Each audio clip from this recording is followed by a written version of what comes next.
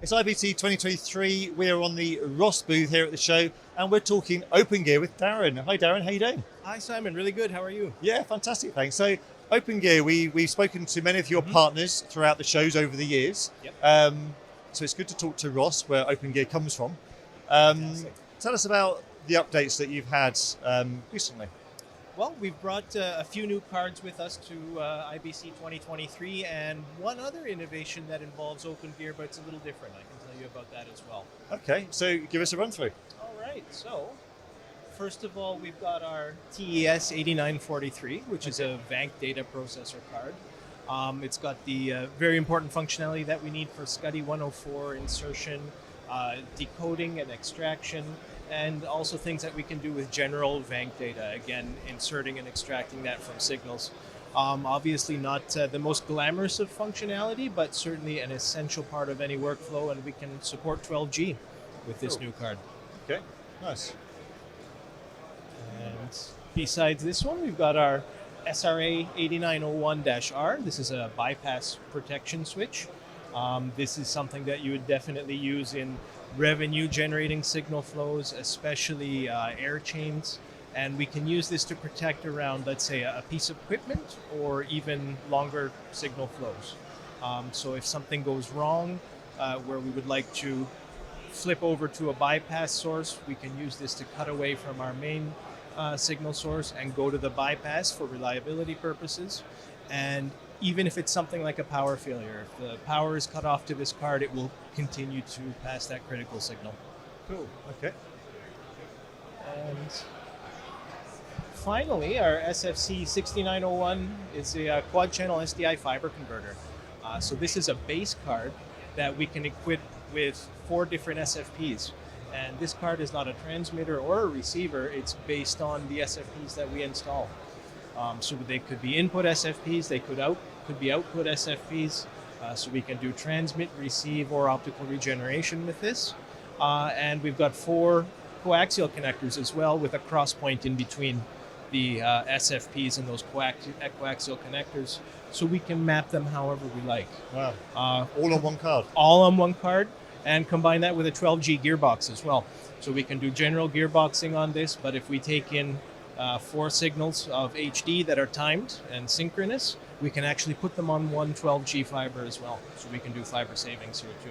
Wow. And are these cards all available now? They're all available in shipping right now. So Ross can quote and ship any of these right now.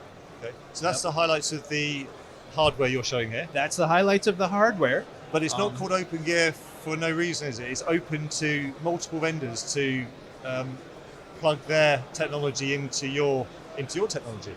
So tell us about any new partners you have. That is correct. So as far as the openGear ecosystem goes, things are going very well there.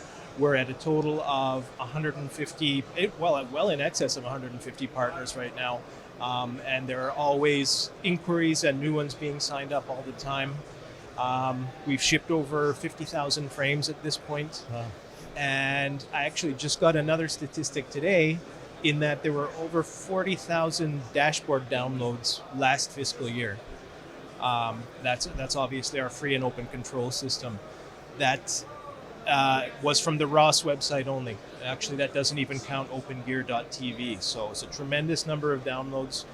We see the innovations continuing there as well. In fact, we've just got a new dashboard release last month, about a few weeks ago. It's 9.6.1, so anybody who's not up to date should get a hold of that too. And that's the unique thing about openGear, isn't it? That dashboard is common to any partner's technology. Exactly. It's a completely open control system, and by default, that's compatible with any partner's technology. There is no such thing as any third-party integration that's needed. It's not just a Ross product. If you've got anything that's controllable from any openGear partner in an openGear frame, dashboard is your unified end-to-end facility control system. And I guess the partner number is always increasing. The partner number is always increasing. And, at this point, I've been with Ross for about a year. And so it's been kind of really enlightening for me to come to understand better sort of the power of that open ecosystem and what the design of the frame has allowed us by giving it, plenty of power and cooling to support the latest IP and UHD, whether that's done on FPGA, CPUs, or GPUs. The frame is able to handle it, and it's connectivity agnostic. That's what the partner does, is come up with the connectivity of the card. So it's led to a huge breadth of products where there isn't a niche, or there practically isn't an application you can't fill with this in this type of a form factor. If one partner doesn't have something you need, for sure you can find it somewhere else. Yeah, absolutely. Yeah. So we do have one other new product to show off as well, and it's not an openGear card, but it is certainly openGear related. And this is something that is coming, kind of merging openGear into our Ultrix ecosystem, which is, of course, our hyperconverged router product. And this is in addition to our Ultricore BCS control system, which we're calling SmartCORE. And it's basically port-associated processing control that is merging any connected processing resources to the router. So for example, an openGear Gator toolbox under the same control interface as you have for the router.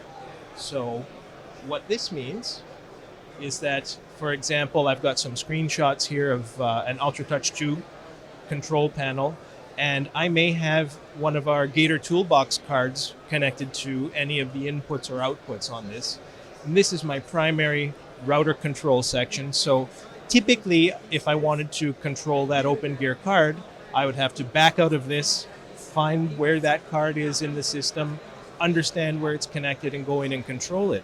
But what SmartCORE allows me to do is, right from the source and destination menu for router control, for example, click on that source 10, tell it I want to see the controls I've put in with SmartCORE, and in this case I've decided to control the levels, and I'm doing some video procking here. So that was all from the router interface, again, not needing to understand where that resource was connected or back out of any menus. So this is something that really helps to fuse together our openGear and hyperconverged Ultrix products. So if anybody wants to find out anything more about the new cards you've got and openGear in general, what's the best website to go to? If they wanted to check www.rossvideo.com for the products that I spoke about, or www.opengear.tv to see more of what the partners have available and learn about the openGear ecosystem. Fantastic. Darren, thank you very much indeed. Do check out those two websites for everything you need to know about openGear and Ross Video. And of course, for everything else we're doing at IBC, you can check that out at kitplus.com.